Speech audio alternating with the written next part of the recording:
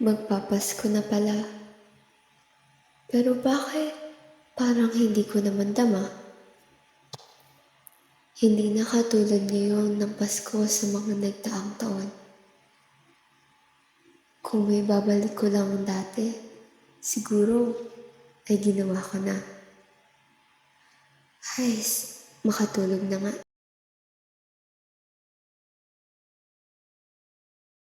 Teya! Bumaho ka na dyan! Nakaidlip ka na naman! Simbang gabi na! May serve ka pa!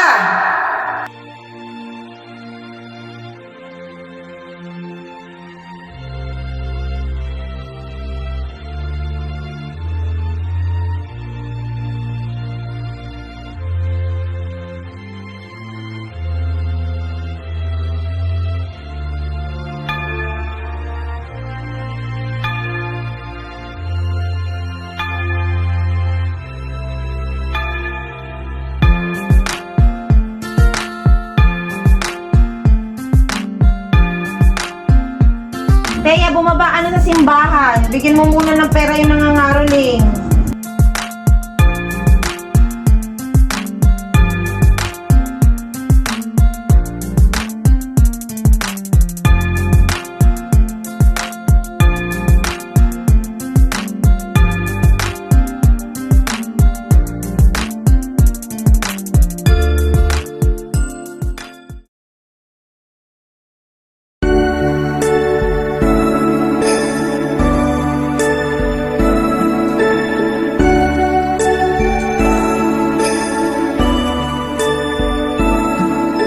Sana'y laging mayroong pag-ibig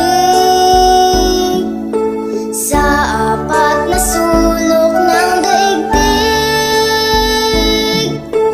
Pagkakaisa ang mahalaga, ang pag-asa ay laging nadarama.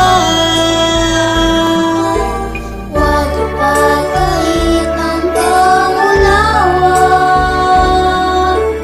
Puso ay buksan sa ating kapwa.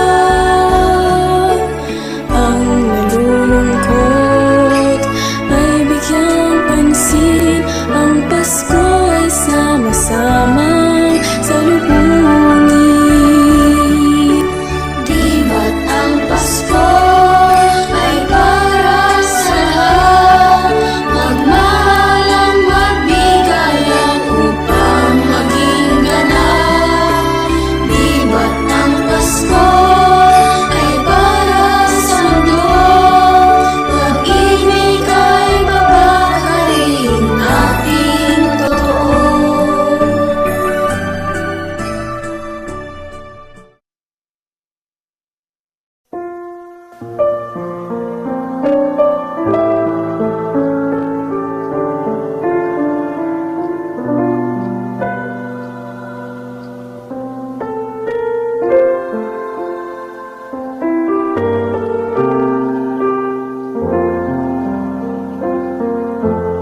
Di ba't kay saya dapat ng Pasko?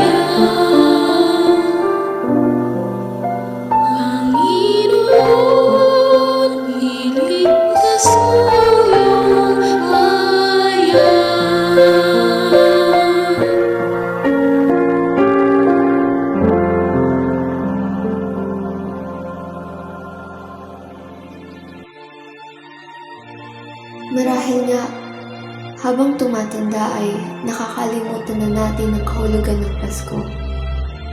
Bakit hindi natin muling ipadama sa bawat isa ang tunay na diwa ng Pasko, tulad ng pag-ibig, pakikiisa, at lalo't higit ang pagsilang ng ating tagapagligtas?